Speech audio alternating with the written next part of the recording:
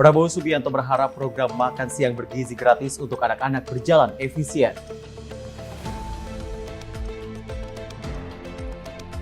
Meskipun hubungannya memanas dengan PDI Perjuangan, Presiden Jokowi terlihat mesra dengan Puan Maharani.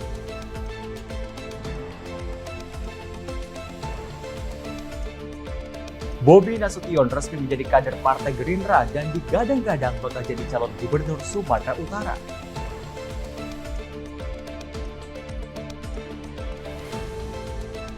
Perayaan Waisak 2568 Buddhis era tahun 2024 di Wihara Ekayana Arama berlangsung hikmat.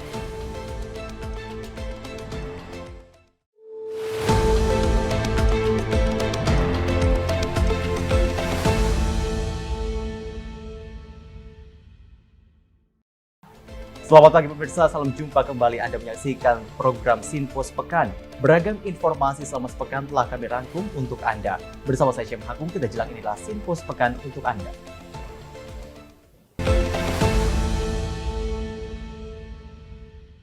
Kita masuk ke informasi pertama, di mana Presiden terpilih 2024-2029 Prabowo Subianto menyatakan dirinya akan fokus mencari solusi atas beragam persoalan di Indonesia. Hal ini dilakukan Prabowo beserta tim sebagai salah satu bentuk persiapan sebelum resmi bertugas sebagai Presiden Indonesia. Presiden terpilih Republik Indonesia 2024 hingga 2029 Prabowo Subianto mengungkap bahwa dirinya terus fokus dalam mencari serta merumuskan sejumlah solusi atas beragam persoalan yang dihadapi Indonesia. Hal ini dilakukan oleh Prabowo beserta tim dan para pendukungnya sebagai salah satu bentuk persiapan menjelang pelantikannya atau saat ia resmi bertugas sebagai Presiden Indonesia. Jadi saya sangat bersyukur sebetulnya bahwa saya dapat waktu ya 6 bulan. Jadi ini saya anggap sebagai suatu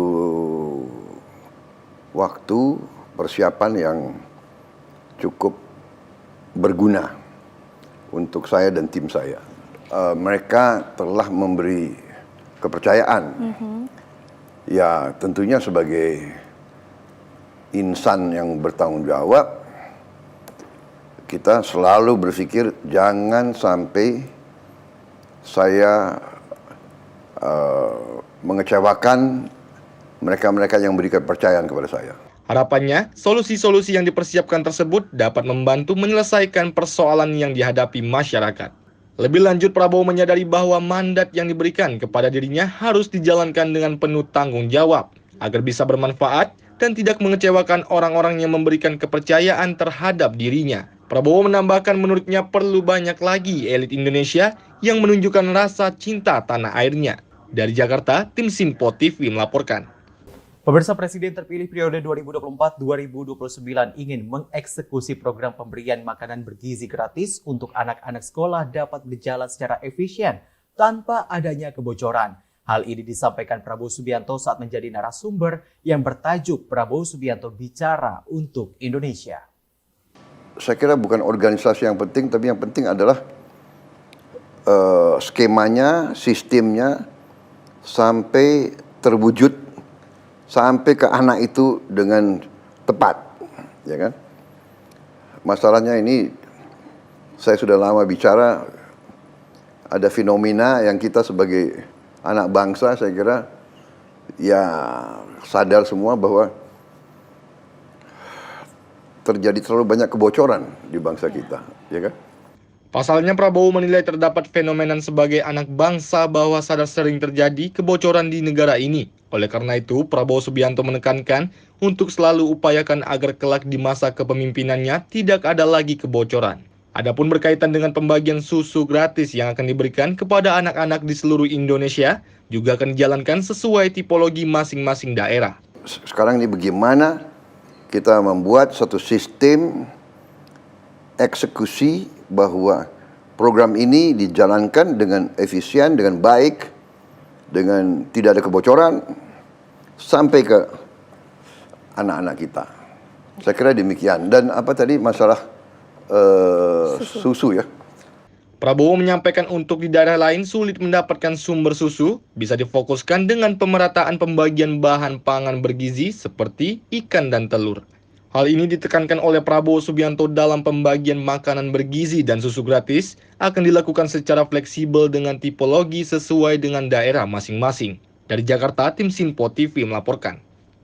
Badan Kependudukan dan Keluarga Berencana Nasional ataupun BKKBN mengaku telah menyiapkan usulan untuk makan siang gratis yang menjadi salah satu program prioritas Presiden terpilih Prabowo Subianto.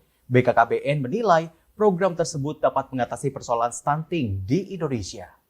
Kepala BKKBN Hasto Wardoyo mengungkapkan anggaran pemerintah masih terbatas untuk mengcover seluruh keperluan gizi ibu hamil di seluruh Indonesia. Hasto menyebut bahwa pihaknya tengah mengusulkan kepada DPR agar keluarga beresiko tinggi stunting dapat menjadi sasaran utama program makan siang gratis pada masa pemerintahan mendatang. Kalau saya masukan itu konkret, jadi kalau di beberapa negara yang stuntingnya itu sukses turun kan juga diperhatikan pemberian vitamin, makanan tambahan pada ibu hamil dalam bentuk paket. Itu kan real ya. Di beberapa negara maju dengan stuntingnya tinggi dan ekonominya bagus, memang semua ibu hamil di cover. Ya seperti Amerika, Australia misalnya begitu. Kalau kita tinggal di sana aja, kita sebagai orang luar aja, kalau hamil ya di cover juga mendapatkan paket makanan tambahan begitu. Bahkan semua ibu hamil. Nah kalau di kita mungkin keterbatasan anggaran, paling tidak usulan kami keluarga berisiko tinggi stunting yang sudah kami tapis di BKKBN by name by address-nya ada itulah yang menjadi sasaran utama.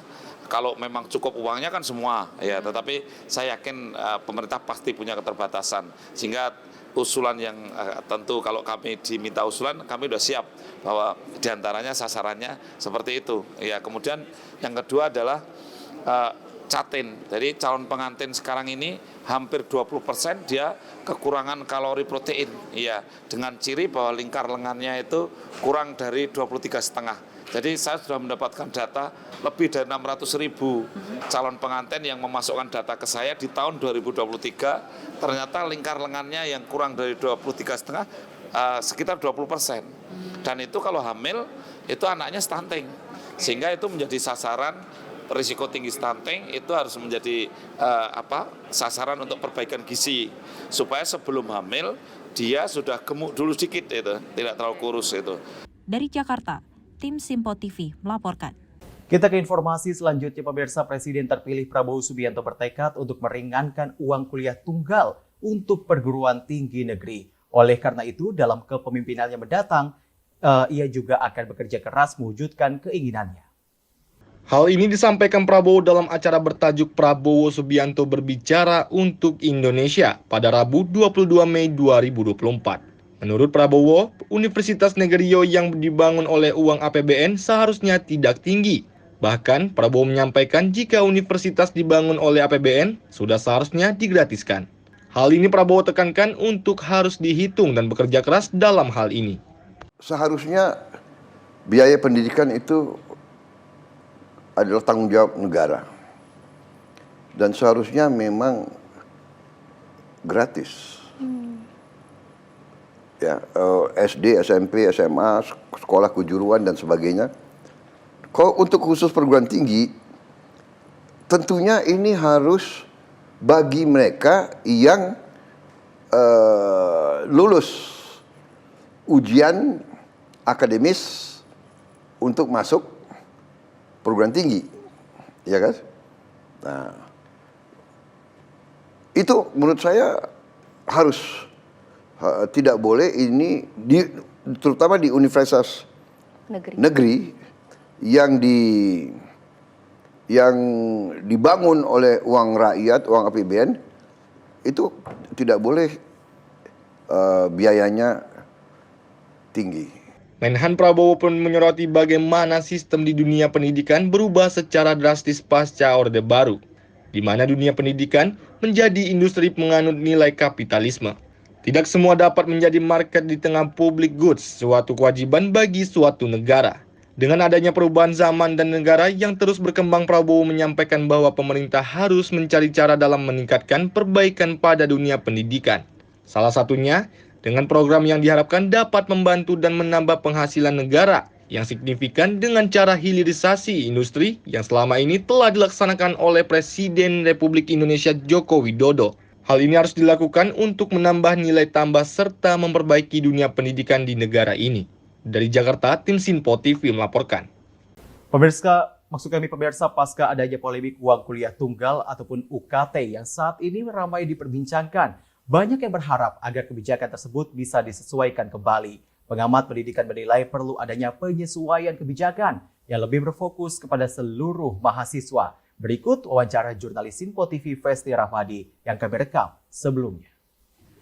Baik pemirsa, dengan adanya fenomena mahalnya uang kuliah tunggal, tentunya menunjukkan minimnya perhatian dari pemerintah terkait dengan pengembangan pendidikan di Indonesia saat ini. Bahkan banyak sekali polemik-polemik mengenai pendidikan di Indonesia saat ini, sehingga banyak sekali untuk mahasiswa melakukan unjuk rasa. Untuk membahasnya lebih dalam telah bergabung bersama kami pengamat pendidikan, yaitu Bapak Ica Ansori. Halo Pak, apa kabar? Halo, selamat sore. Kabar baik, Mbak. Oke, Pak. Pak, sebelumnya terima kasih banyak telah berkenan untuk bergabung bersama kami dalam Sinpo TV untuk berbincang terkait dengan uang kuliah tunggal yang saat ini dinyatakan fenomena mahalnya UKT pada saat ini. Pandangan Pak Isa seperti apa, Pak? Iya, jadi gini, menurut saya tugasnya satu, Mhm, dan salah satunya adalah mencerdaskan kehidupan bangsa. betul. Jadi amanat konstitusi ketika bangsa ini dimerdekakan, itu salah satu tugasnya adalah mencerdaskan. Nah, Mhm, salah satu proses mencerdaskan itu adalah melalui pendidikan. betul. Sehingga kalau itu menjadi amanah konstitusi, diharapkan negara menyediakan Mhm, infrastruktur maupun pembiayaan untuk itu semuanya. fasilitas seperti itu Sehingga ya? tujuan mencerdaskan itu akan tercapai. Kalau bangsa yang cerdas ya, karena bangsa yang cerdas akan bisa melanjutkan keberlangsungan bangsa ini.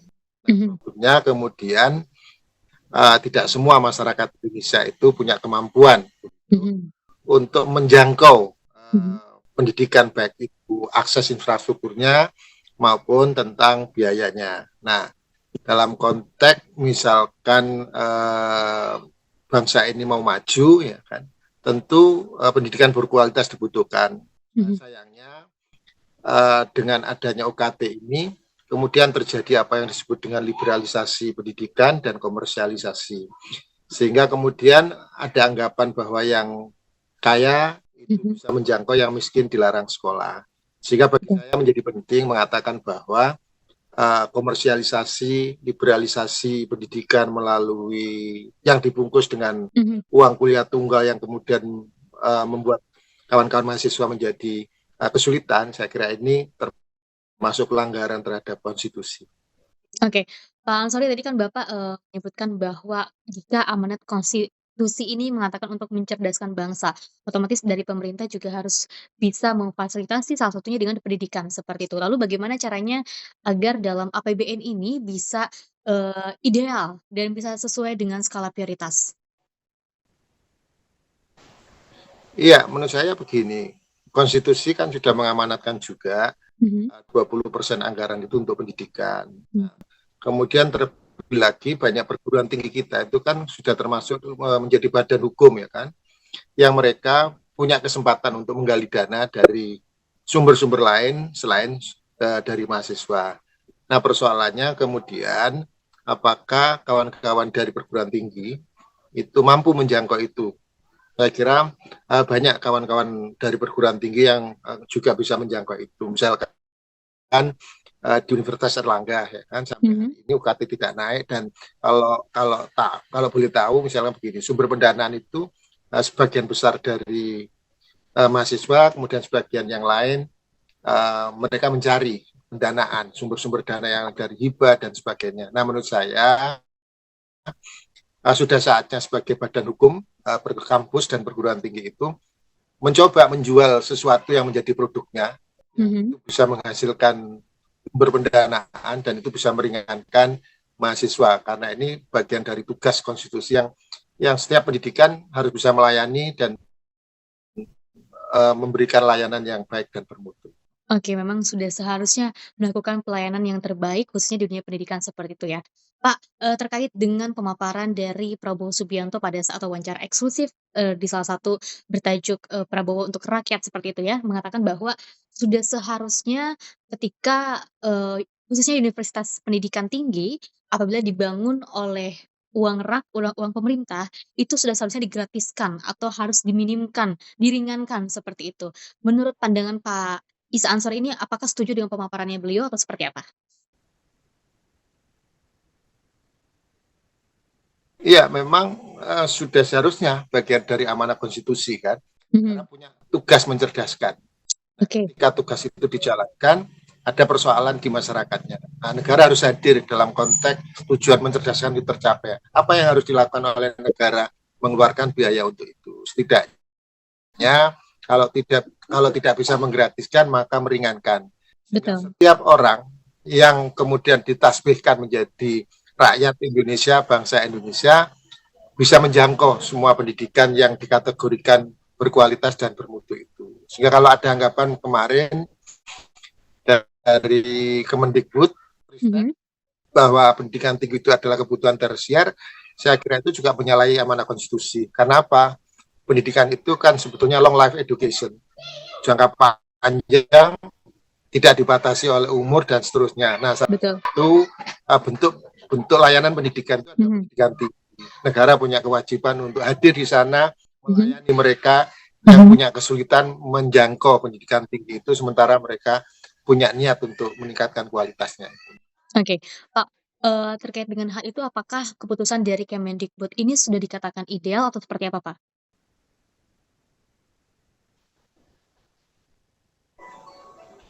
Menurut saya itu tadi bahwa apa yang dilakukan oleh Kemendikbud dengan membebani mahasiswa lewat UKT, menurut saya itu pelanggaran terhadap konstitusi. Karena amanah Mmm, konstitusi mencerdaskan dan rakyat itu didorong untuk berkualitas. Nah, rakyat sudah punya niat, mhm. lalu negara mesti harus hadir membantu niat itu supaya terwujud. Nah, dalam konteks sekarang itu kan niat masyarakat ada, justru kemudian negara menghalangi dengan UKT yang tinggi.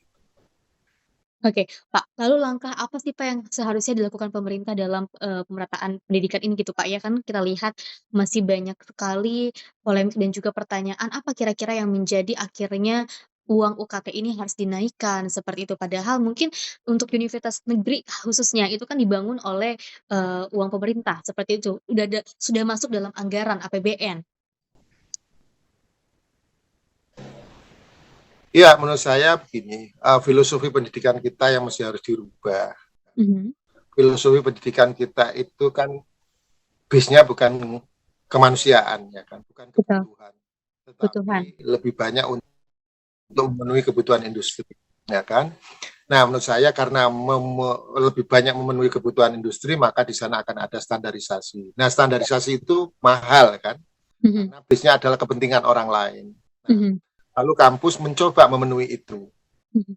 Nah, lalu biayanya dari mana dibebankan kepada mahasiswa? Menurut saya ini tidak fair, ya kan? Oke, itu Nah, tidak fair, semestinya oke. negara hadir, Mhm, lembaga-lembaga industri juga hadir, mhm, kemudian mereka yang masuk di sana juga dibantu untuk memenuhi kebutuhan mereka itu. mhm. Sehingga menurut saya filosofinya harus dirubah menjadi kemanusiaan, kebutuhan, sehingga kita tahu apa sih yang dibutuhkan, kemudian industri bisa menyesuaikan di sana.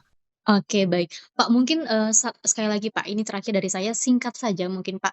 Apa pesan Bapak untuk pemerintah atau untuk, khususnya adalah universitas-universitas yang ada di Indonesia saat ini yang bagaimana langkah ke depannya? Harapannya seperti apa, Pak?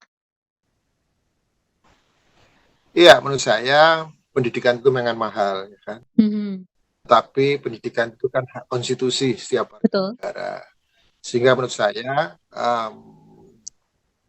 di balik mahalnya harga pendidikan, lalu ada keterbatasan yang menjadi hak Mhm, konstitusi warga negara, maka kemudian dirumuskan mhm, sejatinya seperti apa sih mhm. pendidikan itu, dan Oke. kemudian berapa untuk mencapai ke sana. Nah, tentu jika ada keterbatasan dari anggaran pemerintah, maka Mhm, diupayakan negara mencari sumber lain.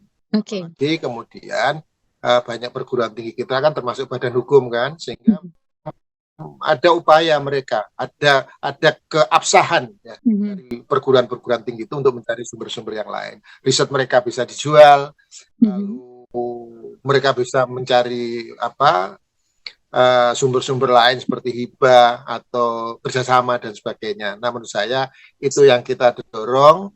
Dengan mendorong itu, kemudian akan lebih banyak lagi orang-orang yang terlibat dalam proses pendidikan, dan tentu semakin banyaknya sumber-sumber dana yang terlibat akan meringankan kawan-kawan mahasiswa, dan begitu akses pendidikan akan menjadi merata dan bisa dijangkau oleh semua.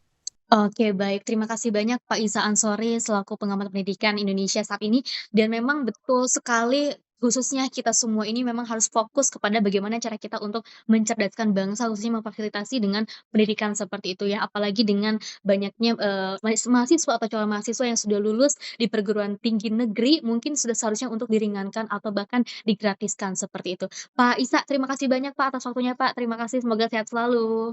Sama-sama. Sehat-sehat. Menteri Pendidikan dan Kebudayaan Nadiem Makarim menegaskan bahwa kenaikan uang kuliah tunggal hanya diperuntukkan untuk mahasiswa baru. Pernyataan itu disampaikan Nadiem saat rapat kerja bersama Komisi 10 DPR RI di Gedung Nusantara 1 Kompleks Parlemen Senayan, Jakarta. Menteri Pendidikan, Kebudayaan, Riset, dan Teknologi Nadiem Makarim menghadiri undangan rapat kerja bersama Komisi 10 DPR untuk membahas perihal kenaikan uang kuliah tunggal atau UKT yang ramai menjadi perbincangan publik. Dalam rapat tersebut, Nadiem menegaskan bahwa kenaikan UKT diperuntukkan hanya untuk mahasiswa yang baru masuk pada tahun ajaran saat ini. Nadiem menilai isu yang kini beredar di tengah masyarakat mengenai kenaikan UKT merupakan mispersepsi. Tanya itu, Nadiem juga menegaskan bahwa kenaikan UKT hanya akan dikenakan kepada kelompok mahasiswa dari keluarga yang mampu. Karena itu kami sangat setuju, dan karena itu kami akan turun ke lapangan, kami akan mengevaluasi kembali kenaikan-kenaikan. Pertama, kenaikan-kenaikan yang tidak wajar, itu yang akan pertama kami evaluasi. Kedua, kami akan memastikan bahwa proses appeal atau naik banding bagi mahasiswa yang mungkin merasa mereka tidak di dalam tangga UKT yang tepat itu terlaksana dengan baik. Ketiga, untuk melindungi mahasiswa-mahasiswa yang ingin menyuarakan pendapatnya secara tertib, untuk melindungi mereka dari misalnya tadi ancaman baik dari dilaporkan ke polisi atau kehilangan atau diancam kehilangan KIPK-nya, itu akan menjadi tanggung jawab kami untuk memastikan bahwa itu tidak terjadi. Ini adalah hak mahasiswa untuk protes, untuk mengkritik, dan juga untuk datang ke DPR untuk bisa ataupun ke kementerian untuk bisa menyuarakan pendapatnya. Dari Jakarta, Sri Dewi Davarsiano, Sinpo TV melaporkan. Masih soal kenaikan UKT pemirsa, di mana penerapan perguruan tinggi negeri berbadan hukum ataupun PTNBH dinilai menjadi pemicu kenaikan uang kuliah tunggal ataupun UKT. Saat ini sudah banyak perguruan tinggi negeri yang telah berstatus PTNBH, namun sejumlah mahasiswa negeri mengeluh akibat kenaikan UKT. Kalau menurut aku ya terkait penetapan golongan UKT untuk setiap mahasiswa itu boleh diselidiki lebih lanjut lah, jangan asal si anak A langsung ditetapin golongan sekian, si anak B langsung ditetapin golongan sekian. Kayak balik lagi tadi kita lihat dari background orang tuanya gimana, terus kondisi ekonominya bagaimana kan. Sebagai orang tua juga mau kan maksudnya mendapat kayak pendidikan yang biayanya tuh agak normal gitu, yang bisa mereka maksudnya capai gitu loh, sesuai sama ekonomi yang orang tua punya gitu. Solusinya mungkin berupa keringanan untuk mahasiswa sih, itu sih intinya. Apalagi dengan yang fasilitas yang katanya kurang worth it untuk UKT segitu kan, kayak ya udah intinya boleh dipertimbangkan lagi lah untuk pemerintah gitu. Ini kan untuk pendidikan, untuk menuju Indonesia Emas gitu. Oh iya, jujur emang lumayan dengar isunya, dan emang benar-benar nyata sih, jujur ngelihat dari beberapa kampus kan, kebetulan saya juga research tentang biaya-biaya di kampus-kampus yang ada kan, terutama di PTN itu memang benar-benar meningkat banget dari tahun-tahun lalu juga. Kaget juga kenapa kok sejauh ini peningkatannya, dan kayak jujur menurut saya yang saya juga bukan dari yang keluarga, maksudnya bukan yang dari kalangan yang benar-benar mampu, jadi ketika mendengar hal itu cukup miris sih, yang kayak kenapa kok jadi kayak gini gitu.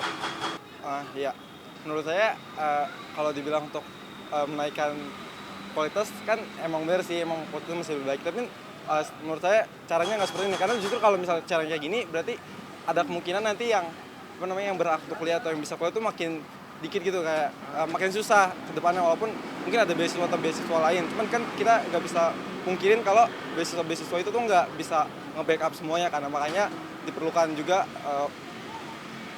sebuah solusi sih untuk ngatasin ini.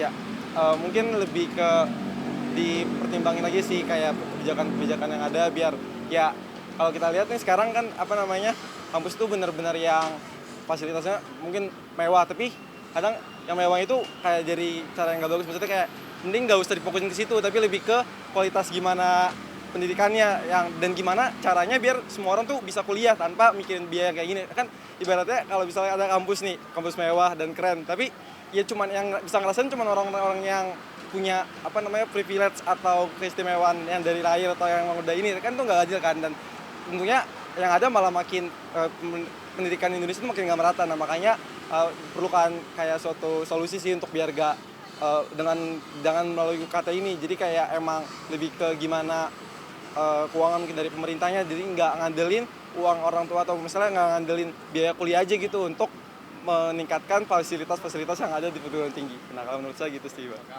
Bang. Pemirsa, beragam informasi yang menjadi sorotan selama sepekan kami akan hadirkan sesaat lagi. Tetaplah bersama kami.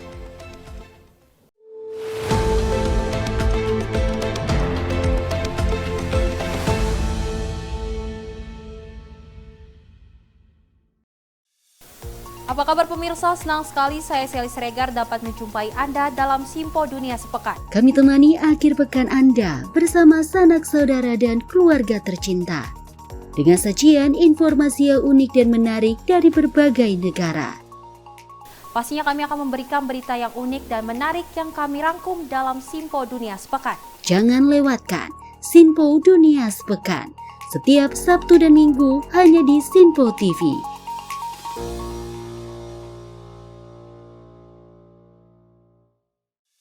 Salam jumpa pemirsa, kami kembali hadir dengan rangkaian informasi yang dihimpun dari berbagai penjuru dunia. Kami hadirkan rangkuman informasi terkini dari seluruh penjuru dunia hanya untuk Anda.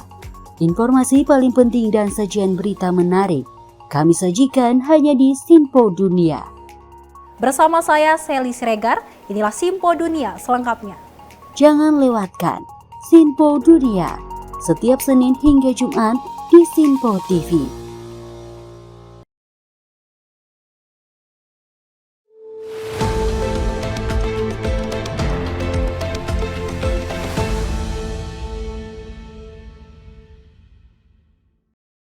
Terima kasih Anda masih bersama kami dalam Simpo Sepekan, masih bersama saya Syam Hakung. Presiden Joko Widodo memperkenalkan Presiden terpilih Prabowo Subianto kepada tamu undangan dan delegasi yang hadir dalam acara pembukaan WKTT World Water Forum ke-10. Hal tersebut disampaikan Jokowi saat membuka World Water Forum yang digelar di Bali International Convention Center. Presiden Joko Widodo memperkenalkan Menteri Pertahanan Prabowo Subianto sebagai presiden terpilih saat membuka konferensi tingkat tinggi World Water Forum ke-10 di Bali pada Minggu kemarin. Jokowi mengatakan masa jabatannya sebagai presiden akan segera usai. Namun dirinya menyatakan Indonesia masih akan terus berkomitmen untuk berkontribusi dalam mengatur atau manajemen air dunia. Saat dirinya dikenalkan oleh Jokowi, Prabowo kemudian berdiri dari tempat duduknya dan memberikan salam kepada seluruh hadirin dalam pembukaan acara World Water Forum ke-10 tahun 2024. In October, my term as president will come to an end. And on this good occasion, allow me to introduce the President-elect of Indonesia, Mr. Prabowo Subianto.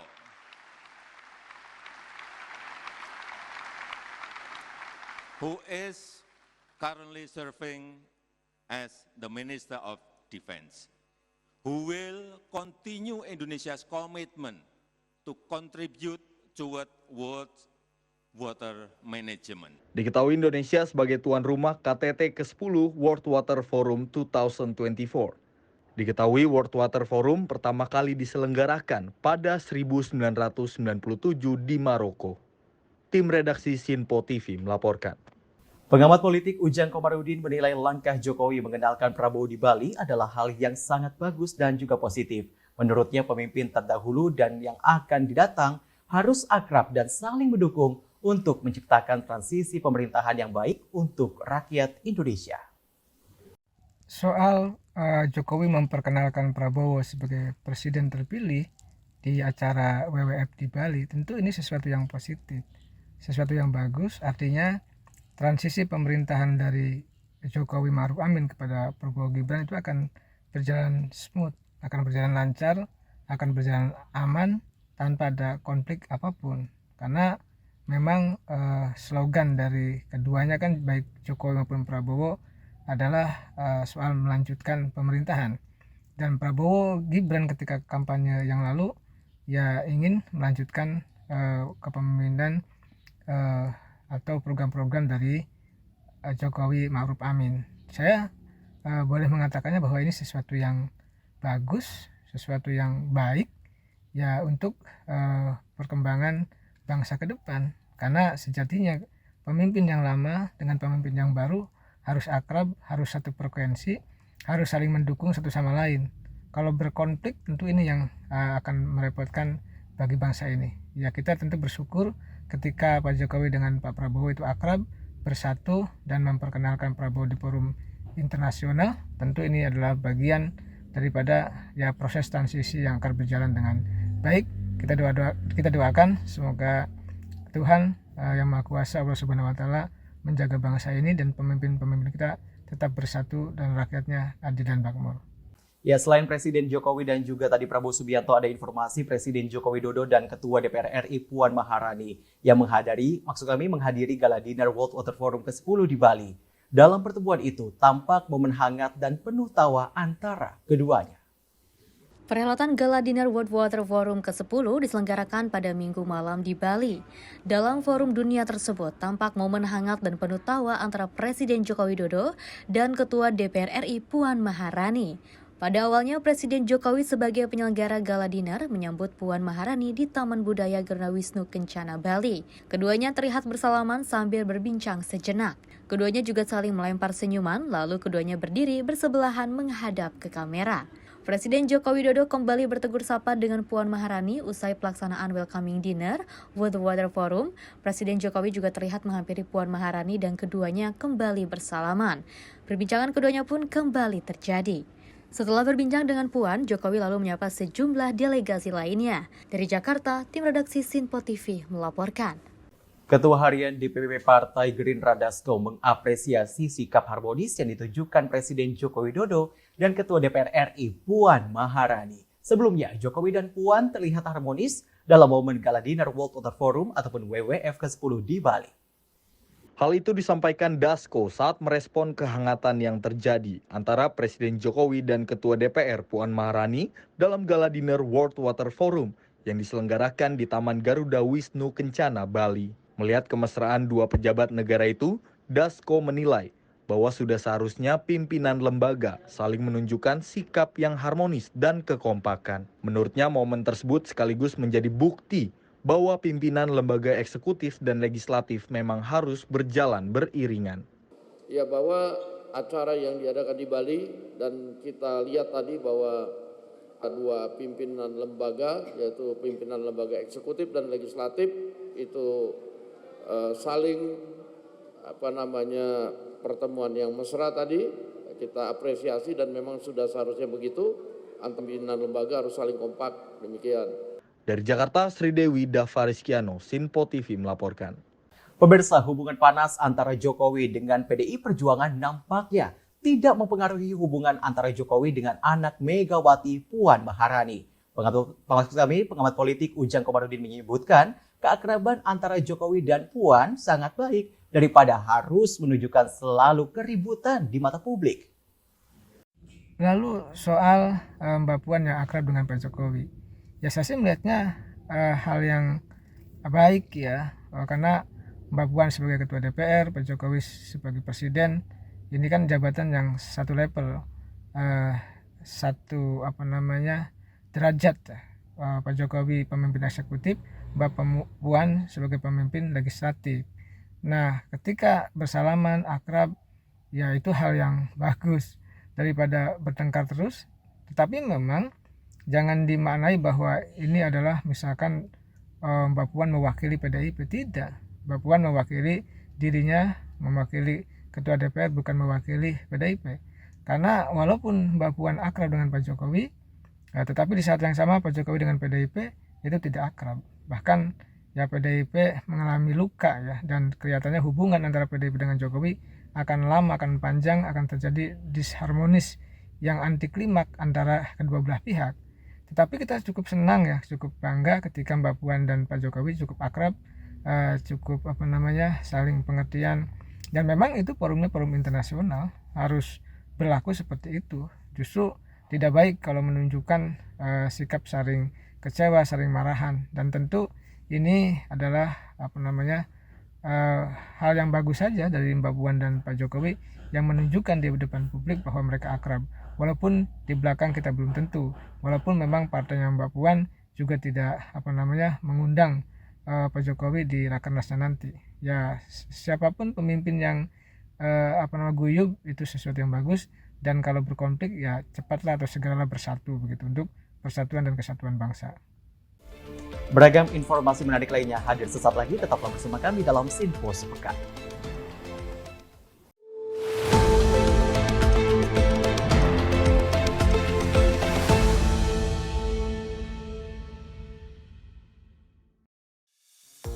Halo pemirsa, apa kabar? Sinpo Dunia Sepekan hadir memberikan update terkini peristiwa unik dan menarik. Kami temani akhir pekan Anda bersama sanak saudara dan keluarga tercinta, dengan sajian informasi yang unik dan menarik dari berbagai negara.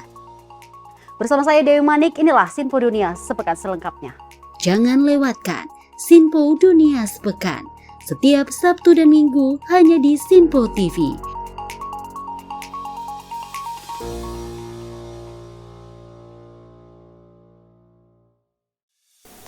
Salam jumpa pemirsa, Anda menyaksikan Sinpo Sepekan bersama saya Syem Hakung. Beragam informasi selama sepekan kami sajikan untuk Anda. Rangkuman berita yang menjadi sorotan media massa siap menemani akhir pekan Anda bersama keluarga tercinta. Bersama saya Syem Hakung, kita jelang informasi selengkapnya untuk Anda. Kami hadirkan Sinpo Sepekan setiap minggu pukul 6 pagi hanya di Sinpo TV. Halo, salam jumpa pemirsa. Kami kembali hadir dengan rangkaian informasi yang dihimpun dari berbagai penjuru dunia. Kami hadirkan rangkuman informasi terkini dari seluruh penjuru dunia hanya untuk Anda. Informasi paling penting dan sajian berita menarik kami sajikan hanya di Sinpo Dunia. Bersama saya Dewi Manik, inilah Sinpo Dunia selengkapnya untuk Anda. Jangan lewatkan Sinpo Dunia setiap Senin hingga Jumat di Sinpo TV.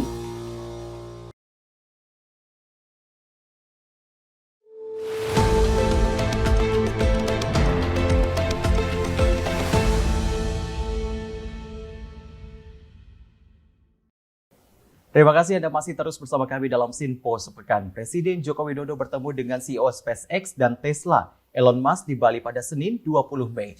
Dalam pertemuan tersebut, keduanya membahas akselerasi transformasi digital di Indonesia hingga potensi pengembangan investasi di tanah air.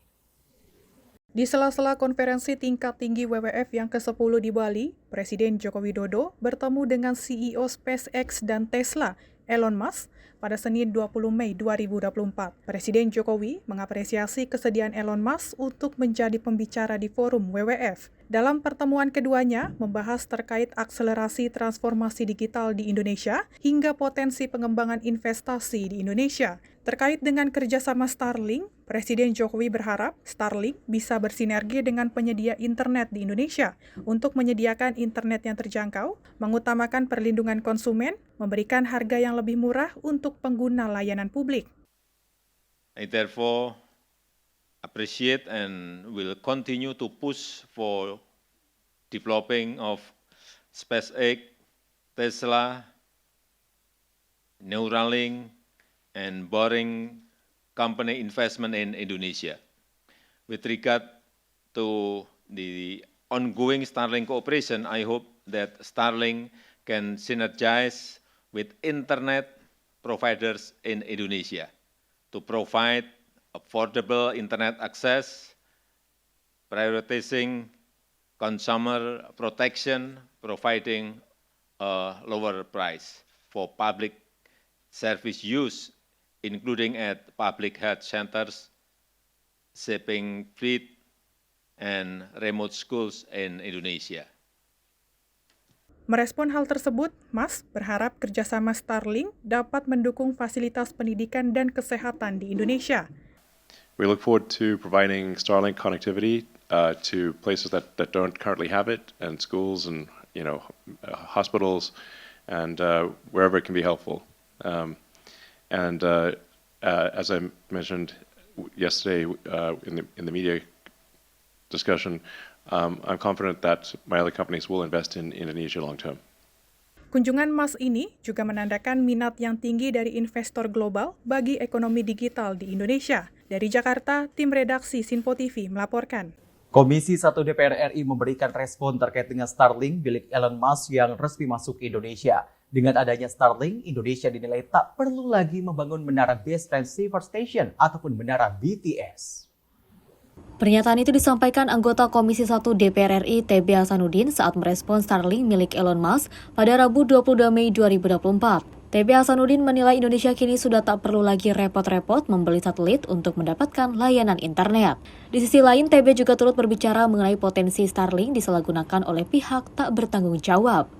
Oleh karena itu, ia mengatakan Komisi 1 akan mempelajari lebih lanjut perihal Starlink tersebut. Kalau soal Starlink, kami sedang mengumpulkan dulu data. Kami dari beberapa pakar konon bahwa dengan adanya Starlink kita sudah tidak perlu lagi memiliki atau membangun BTS yang kemarin tadi itu, ya, yang kemarin. Kemudian juga sudah tidak perlu lagi satelit-satelit yang kita bayar mahal itu. Nah, saya mohon waktu karena ini harus dipelajari sedalam-dalamnya, ya. Dan apa pengaruhnya misalnya kalau Starlink ini dipakai oleh kelompok-kelompok yang tidak bertanggung jawab. Itu kan sulit untuk mendeteksi. Sekali lagi, seperti apa kesimpulannya, kami akan pelajari. Karena harus mencari yang ahlinya nih. Dari Jakarta, Sri Dewi Dava Mutia, Sinpo TV melaporkan. Kita berlanjut dengan informasi lainnya. Wali Kota Medan Bobi Nasution dipastikan akan maju sebagai Bacagub dalam kontestasi Pilgub Sumatera Utara 2024. Hal ini dipastikan usai Ketua DPD Gerindra Sumut saat menyambut kedatangan dan rilisnya kartu tanda anggota Partai Gerindra kepada Bobi Nasution. Bobi Nasution resmi menjadi kader Partai Gerindra usai mendaftarkan diri di kantor DPD Gerindra Sumut. Sebelumnya Bobi sempat diisukan akan merapat ke Partai Gerindra usai adanya isu konflik internal dengan PDI Perjuangan yang beredar beberapa waktu lalu. Sebelumnya diberitakan bahwa mantu Presiden Jokowi itu menyatakan dukungannya terhadap calon presiden nomor urut 2, Prabowo Subianto dan Gibran Rakauming Raka dalam kontestasi Pilpres 2024 lalu. Saat itu Bobi pun menyerahkan kartu tanda anggota Partai PDIP dan kini beralih ke Partai Gerindra untuk melanjutkan programnya secara luas dan akan berencana maju di pemilihan Gubernur Sumatera Utara pada periode 2024 hingga 2029 November mendatang. Tim redaksi Sinpo TV melaporkan. Masih terkait dengan Sumatera Utara, di mana Wali Kota Medan Bobi Nasution telah resmi menjadi kader Partai Gerindra pada Senin kemarin. Bergabungnya Bobi Nasution ke Partai Gerindra disebut-sebut merupakan kabar baik yang telah lama dinantikan. Sekjen Partai Gerindra Ahmad Muzani menyambut baik kehadiran Wali Kota Medan Bobi Nasution yang kini telah resmi menjadi kader Partai Gerindra pada Senin 20 Mei lalu. Muzani menyebut bergabungnya Bobi Nasution ke Partai Gerindra merupakan kabar yang ditunggu-tunggu. Dengan bergabungnya Bobi ke partainya, Muzani menilai tak ada lagi hambatan psikologis untuk mendukung menantu Jokowi itu maju dalam Pilkada Sumatera Utara. Yang disampaikan tentang masuknya Bobi Nasution sebagai kader Gerindra, tentu saja ini kabar yang kita tunggu-tunggu, kabar yang selama ini kita harap-harap, karena dengan masuknya Bobi sebagai kader Gerindra dan daftar sebagai calon gubernur di Sumatera Utara dari Partai Gerindra, tentu saja hambatan psikologis untuk mendukung dia jadi hilang. Artinya terbuka beliau untuk kita majukan menjadi calon gubernur di Sumatera Utara dari Partai Gerindra, karena Mas Bobi sudah masuk sebagai bagian dari keluarga besar Partai Gerindra. Dan yang dilakukan oleh Pak Dasko tadi malam adalah bagian dari proses itu. Sebelumnya, Bobi Nasution resmi menyandang status kader Partai Gerindra pada Senin 20 Mei lalu dan telah menerima kartu tanda anggota atau KTA Partai Gerindra. Bobi mengaku alasan dirinya memilih Gerindra lantaran memiliki kesamaan visi dalam membangun Sumatera Utara. Dari Jakarta, Sri Dewi, Dava, Mutia, Sinpo TV melaporkan. Ya pemirsa, gabungnya Wali Kota Medan Bobi Nasution ke Partai Gerindra meramaikan isu perpolitikan di tanah air. Pengamat politik Ujang Komarudin mengatakan Bobi adalah sosok yang paling mungkin untuk diusung Partai Gerindra ke Pilgub Sumatera Utara. Soal Bobi masuk Gerindra, dan kelihatannya Gerindra akan mengusung ya Bobi Nasution sebagai calon gubernur dari Sumatera Utara, artinya akan menjadi calon orang nomor 1 di Sumatera Utara. Dan saya sih melihatnya strategi yang bagus dari Bobi ketika dia dipecat oleh PDIP masuk partai pemerintah. Partai Gerindra yang di situ Pak Prabowo akan dilantik menjadi presiden di 20 Oktober nanti. Dan dalam konteks itu kelihatannya nanti juga partai-partai koalisi Indonesia Maju yang lain akan mendukung Bobi. Golkar nanti kelihatannya akan mendukung Bobi, dan partai-partai lain juga akan mengikuti ya di KIM itu mendukung Bobi. Nah kalau sudah seperti itu maka ya saya melihat Bobi nanti akan kuat dan bisa jadi nanti itu akan head to head dengan Edi Rahmayadi sang incumbent gitu, yang bisa jadi nanti akan didukung oleh PDIP dan koalisinya. Dan ini menarik ya, ketika Bobi masuk Gerindra nanti akan mendapatkan tiket dari Gerindra dan Partai Koalisi Indonesia Maju yang melawan incumbent, tentu ini menjadi sebuah pertarungan yang keras, pertarungan jilid 2 antara katakanlah ya di pemilu nasional, di Pileg atau di Pilpres, di mana Gerindra dengan Partai Koalisi Indonesia Maju ya kelihatannya akan melawan PDIP yang akan kelihatannya bisa saja mengusung Edi Rahmayadi tersebut. Nah dalam konteks ini saya melihat ya ini strategi dari Bobi untuk tadi ya bisa menang di Pilkada Sumut. Ketika sudah mendapatkan dukungan Gerindra, mendapat dukungan Golkar nanti dan partai-partai koalisi Indonesia Maju, maka disitulah Jokowi akan punya peran untuk bisa memenangkan Bobi. Nanti mungkin Prabowo juga punya atensi bersama Pak Jokowi untuk membantu pemenangan Bobi. Nah, dalam konteks itu akan menjadi kuat seperti itu. Dan ini strategi dari Bobi masuk Gerindra ya untuk bisa unggul, untuk bisa menang melawan Edi Rahmayadi. Karena konteksnya tadi Gerindra adalah partai Prabowo yang Prabowo-nya presiden. Di situ tentu punya kekuatan sendiri. Dan dalam konteks itu pula ya, maka dukungan partai lain itu akan menunggu waktu. Seperti saya katakan tadi, KIM itu akan mendukung Bobi. Pemirsa, beragam informasi yang menjadi sorotan selama 1 pekan terakhir kita akan hadirkan usai jeda, tetaplah bersama kami.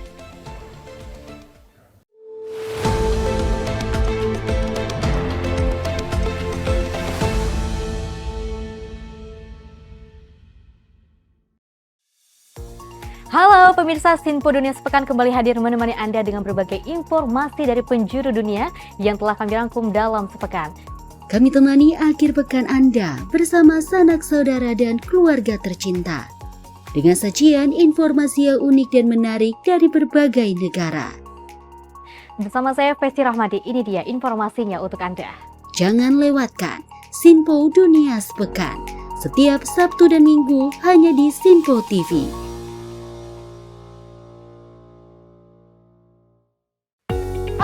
salam jumpa pemirsa. Senang sekali kita kembali hadir menjumpai Anda dalam Menyapa Malam ini. Rangkuman informasi berkualitas siap temani Anda di malam hari. Sajian berita teraktual yang menjadi pembicaraan kami hadirkan ke layar kaca. Laporan dari berbagai peristiwa kami sajikan ke ruang informasi Anda.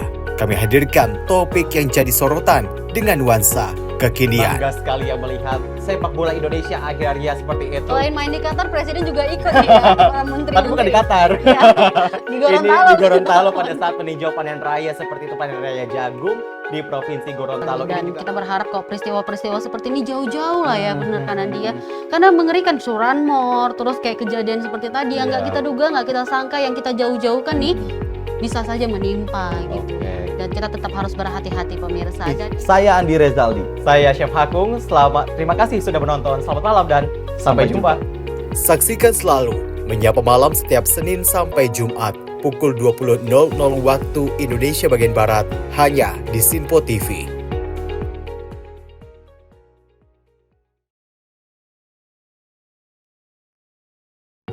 Menyapa Anda sebelum memulai hari dengan penuh semangat pagi.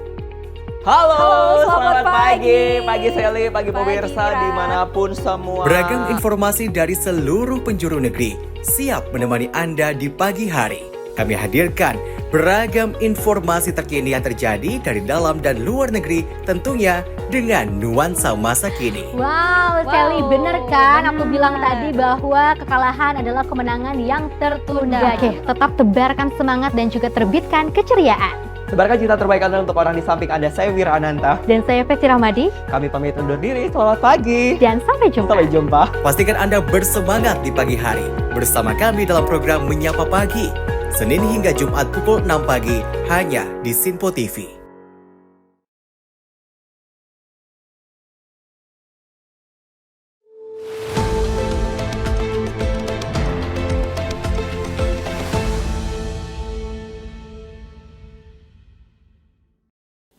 Terima kasih Anda masih bersama kami. Kabid Humas Polda Jabar membenarkan 1 dari 3 buronan kasus pembunuhan dan pemerkosaan terhadap almarhumah Vina berhasil ditangkap.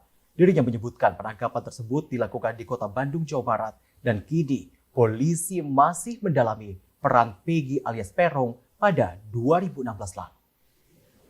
Baik, jadi teman-teman sekalian, perlu saya sampaikan bahwa memang benar ya. Saat ini sejak tadi malam kami Polda Jabar tentunya dengan dibantu atau di backup oleh tim Bareskrim Polri, juga teman-teman dari Mabes Polri, bekerjasama tentunya dengan seluruh elemen, juga membantu dalam mengungkap proses menemukan para pelaku yang telah kita DPO. Dan sejauh ini kita sudah berhasil menangkap 1 orang terduga tersangka yang kita DPO-kan, yaitu atas nama Peggy alias Peron, atau yang saat ini kita dapatkan informasi bernama Peggy Setiawan, seorang warga Cirebon yang kita tangkap di Bandung. Nah, saat ini teman-teman penyidik masih melakukan pendalaman, pemeriksaan terkait keterlibatan dari yang bersangkutan terhadap kasus pembunuhan Vina Eki. Itu ditangkapnya di mana Pak Kabid si Peggy ini? Spesifik Bandungnya di mana? Untuk Peggy kita tangkap di Bandung. Untuk saat ini kita tidak bisa menyebutkan secara lengkap untuk posisi penangkapan, tentu karena untuk alasan pembuktian. Pak Kabid selama 8 tahun itu ngapain aja si Pegong itu? Nanti akan kita sampaikan ya, perkembangannya masih dilakukan pendalaman oleh teman-teman penyidik dari Ditkrim Polda Jabar. Ya, kami minta seluruh warga masyarakat bersabar. Kami akan mengungkap secara terang benderang. Ya, kami akan transparan terkait dengan proses penyidikan maupun pengungkapan kasus Vina Eki.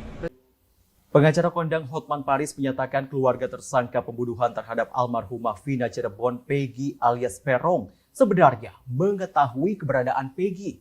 Hotman meminta kepada Polda Jabar untuk mengusut tuntas kasus ini. termasuk menindak tegas siapapun yang diketahui menghalangi proses hukum kasus Vina. Kasus pembunuhan Vina di Cirebon. DPO yang tertangkap yang disebut namanya Peggy atau Perong, katanya bahkan pulang tahun lalu untuk berlebaran kepada keluarganya. Tidak jelas apakah tahun lalu atau tahun ini. Pulang berlebaran kepada keluarganya. Berarti keluarganya tahu semuanya di mana dia bersembunyi. Dan itu adalah bukti bahwa terjadi pelanggaran pidana obstruction of justice. Mohon agar semua keluarganya yang menyembunyikan keberadaan tersangka ini selama DPO agar segera diproses pidana oleh Polda Jawa Barat. Salam Hotman 911, kuasa hukum dari keluarga Vina. Kita beralih dengan informasi lainnya pemirsa, di mana Wihara Ekayana Arama menggelar Hari Raya Waisak 2568 Buddhis Era tahun 2024 dengan mengangkat tema keharmonisan, merupakan pedoman hidup berdampingan dalam berbangsa. Dalam acara tersebut dihadiri langsung oleh ribuan umat Buddha yang melaksanakan ibadah di Wihara Ekayana Arama, Jakarta Pusat. Ribuan umat Buddha beribadah di Wihara Ekayana Arama pada perayaan Waisak 2568 Buddhis Era atau 2024. Acara Waisak diawali dengan Pindapata pada pukul 8 waktu Indonesia Barat. Melalui Pindapata ini, umat Buddha berkesempatan memberikan persembahan kepada para biksu dan biksuni sebagai salah satu kebajikan di hari Waisak. Perayaan ini dihadiri oleh 45 biksu dan biksuni dari anggota Sangha Agung. Tidak hanya itu, ribuan umat Buddha dari berbagai kalangan pun turut menghadiri perayaan Waisak 2568 Buddhis Era atau 2024. Dari Jakarta, Fahrizal, Dapa Simpo TV melaporkan. Masuki libur panjang akhir pekan, Kebun Binatang Ragunan menjadi salah satu pilihan destinasi masyarakat saat ini. Berbagai spot menarik di Kebun Binatang Ragunan tersedia bagi para pengunjung guna menghabiskan hari libur bersama dengan kerabat dan juga keluarga. Kawasan Kebun Binatang Ragunan Jakarta pada Kamis siang terpantau ramai oleh pengunjung. Di momen libur panjang, Kebun Binatang Ragunan menjadi pilihan bagi masyarakat untuk menghabiskan waktu bersama orang terkasih. Humas Kebun Binatang Ragunan mengatakan jumlah datang pengunjung Ragunan mencapai hingga 20.000 dan akan terus naik secara signifikan hingga puncaknya pada hari Minggu mendatang. Jam 12 pengunjung kita tercatat sekitar 28.000 pengunjung ya. Dan ini masih data sementara karena jam operasional kita sampai pukul 16.00. Jadi masih ada 4 jam ke depan, kemungkinan pengunjung akan terus bertambah ya. Dan untuk cuaca saat ini di Ragunan cerah tapi sedikit mendung ya. Demikian. Kalau angka pengunjung itu dibanding minggu tanpa weekend ini gimana Pak? Tanpa minggu biasa ya,